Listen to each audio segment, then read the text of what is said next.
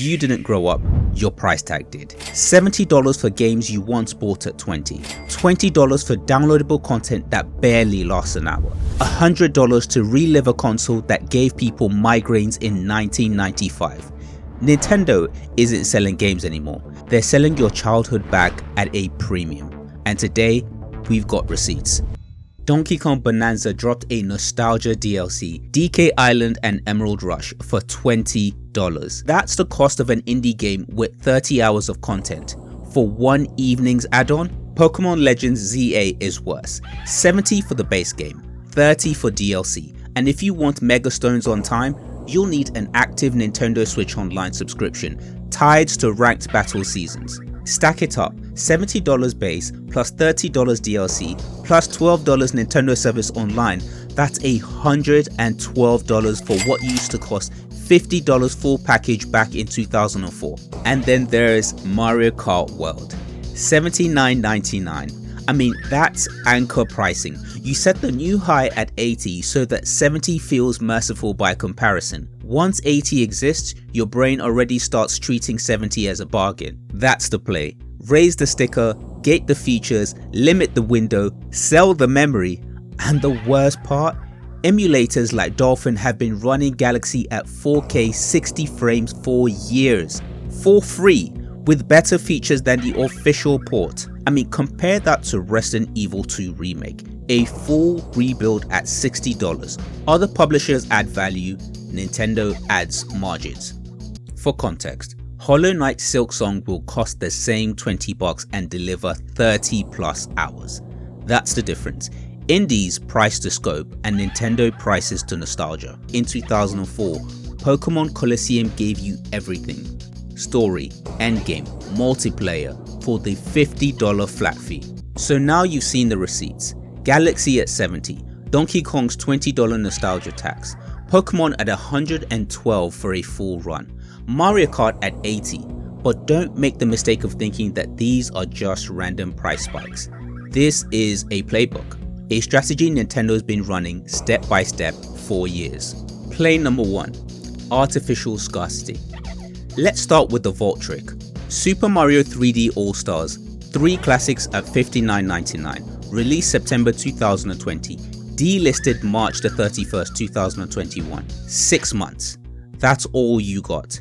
It wasn't a supply shortage, it wasn't distribution costs, it was fake scarcity. Nintendo set a countdown clock, fans panicked, the collection sold over 9 million copies in that short window. And when it disappeared, scalpers filled the gap. Sealed copies started flipping on eBay for the $120 plus or more. All Nintendo had to do was stop selling it themselves. That's it. No added work, no added cost, but the illusion of rarity drove demand sky high. This wasn't about celebrating Mario's 31st anniversary. It was about testing how far FOMO could carry their sales. Play number 2, port economics. Next trick is the port tax. Now, here's the truth. A port is not a remake. A port is higher resolution, cleaner menus, maybe a toggle for accessibility. Nintendo loves ports because the cost is low but the price stays high. Take Super Mario Galaxy on Switch 2. Textures upscaled, UI sharpened, storybook and soundtrack menus added. That's good work. But it's not the same as remaking entire art assets, rebuilding animation rigs, or rewriting AI. Now compare Resident Evil 2 Remake in 2019. A total rebuild from environments to combat systems at $60. Metroid Prime Remastered in 2023 was praised as one of the best $40 values of its generation. Galaxy, that's $70 for polish. That's the difference. Capcom rebuilds, Nintendo resells. Play number 3, tie-ins and upsells. Then there is synergy. New Mario movie on the horizon? Push a Galaxy re-release. Bundle it with Amiibo and lock a few perks, alternate costumes, a cosmetic toggle behind that plastic toy. I mean, it's smart marketing, but it's also shameless upselling. Nintendo doesn't just sell games, they sell the entire loop. Movie, game, toy, subscription. Every beat is another toll booth, and when's fan call it celebration? Nintendo, they smile. Artificial scarcity, cheap ports sold at remake prices, synergy loops with toys and movies, price creep stacked with subscriptions, and FOMO. This is not random chaos, this is Nintendo's strategy, a business model built on nostalgia as a commodity. Now, it's easy to say, well, games just more expensive, but that's not the truth. The truth is, Nintendo's been rewriting the rules of pricing for decades, step by step, generation by generation. Let's take a look at the history. NES and Super Nintendo titles in the late 80s and the early 90s. Now, most retailed for $49.99 to $59.99. Now, some cartridges hit higher because of the chip costs, but $50 was the norm. Nintendo 64, same ballpark. I mean, big hitters like Ocarina of Time and GoldenEye sold at $59.99. GameCube in the early 2000s, again, $49.99 was the standard. Then came the Wii era, and this is important because in 2011, Nintendo actually lowered prices on their biggest games with the Nintendo Selects line. Super Mario Galaxy, Zelda Twilight Princess, Metroid Prime 3, all $19.99. Now that was the deal, a budget line to keep the classics accessible. By 2015, the Wii U digital store sold Galaxy 1 and 2 for $19.99 a piece. Same $20 benchmark, and then everything shifted. Switch launched in 2017. First party titles climbed to $59.99 as the standard. I mean, that's fine, industry-wide inflation, right? But unlike PlayStation and Xbox, Nintendo didn't invest in sprawling AAA production. Their dev costs stayed lean and their margins widened. Now Switch 2 in 2025. 3, 2, 1, Overnight, video game fans lining up for hours for the release of the highly anticipated Nintendo Switch 2. Some lining up for days, even months. Hey y'all, it's your boy Chicken Dog. It's day 60, waiting for the Nintendo Switch 2. Never felt more unemployed in my life, but you know, it's good timing, I guess. The line jumps again. $70 for base games, $80 for flagships, and no budget line in sight. And the competitor contrast? Now, this is where it stings even more, because other publishers do raise prices, but they also raise the product too. Take Capcom's Resident Evil 2 remake in 2019. It didn't just upscale graphics, they rebuilt Raccoon City from scratch. New environments, new animations, new combat system. MSRP $59.99. Or Square Enix's Final Fantasy VII remake, a multi-million-dollar rebuild of one of the most beloved games ever made. MSRP $59.99 to $69.99. Even Nintendo themselves proved it's possible. Metroid Prime Remastered in February 2023, a polished, modernized version of a GameCube classic, praised as one of the best $40 deals of its generation. $40. Not 70, not 80, but 40. So here's the contrast. Other companies charge more when they give you more. New engines, new assets, hundreds of millions in rebuild costs. Nintendo charges you more when they give you less. I mean, ports, upscales, scarcity windows, toy tie-ins. And here's the part the fans don't always see. When Nintendo normalizes $70 and $80 ports, Sony and Microsoft will surely follow.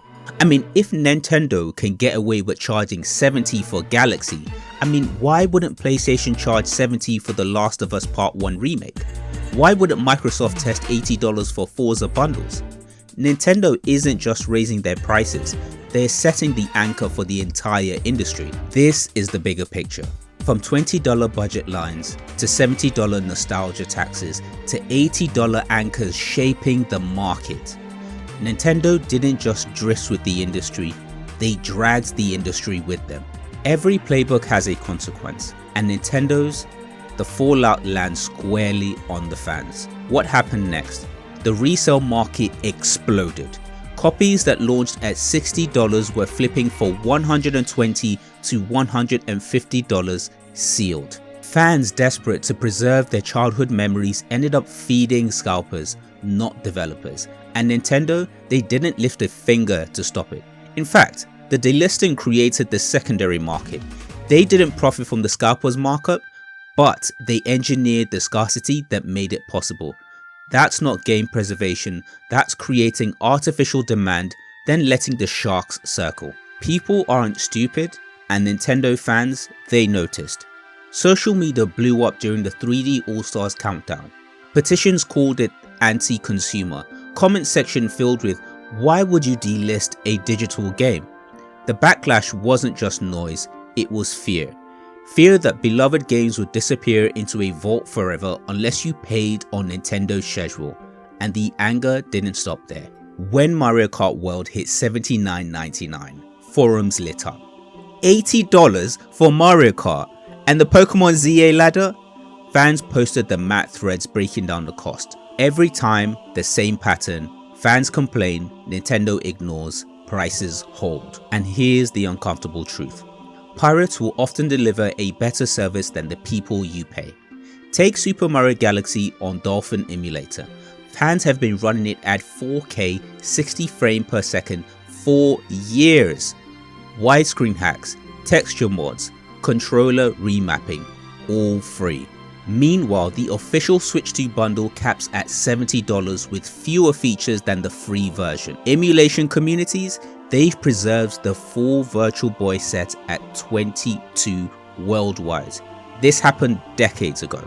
Paying fans face delistings, feature gates, inflated price tags. Pirates face better resolution and no time limits. I mean, if you are a loyal customer, you get punished. If you're outside the system, you get rewarded. So who actually wins from Nintendo's playbook? Certainly not the fans. They're paying double.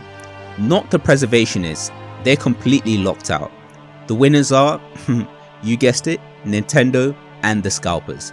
Nintendo sells fast with fake scarcity. Scalpers flip sealed copies for profit. And the fans, who actually care about their game, they are left holding the bill. That's the fallout. Scarcity that feeds scalpers. Backlash that falls on deaf ears. Piracy that ironically treats players better than the paid service itself. Nintendo's strategy isn't just raising prices. It's actually punishing loyalty. So here's the question. Why does this keep working? Why do fans keep lining up for $70 ports, $20 add-ons, and a $100 headset for a console that failed in 1995? The answer isn't about graphics. It isn't about gameplay. It's about memory.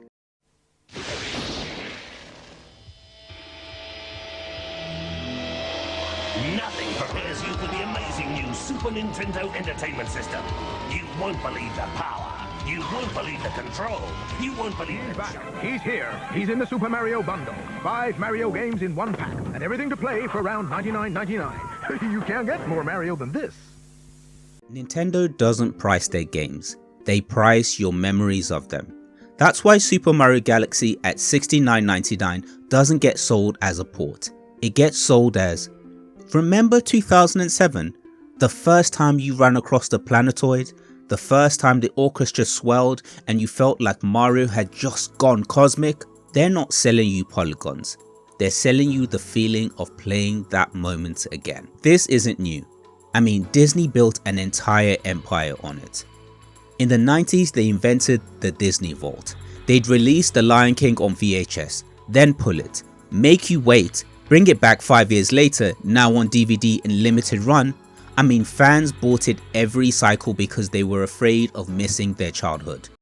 Away. After March 31st, Disney will stop selling this timeless classic. Hurry, this Easter is your last chance to add Bambi to your collection before it disappears for years to come. Available from Disney only until March 31st. Write that down, write that down! Nintendo runs the same man-to-man formation. 3D All-Stars was their vault test.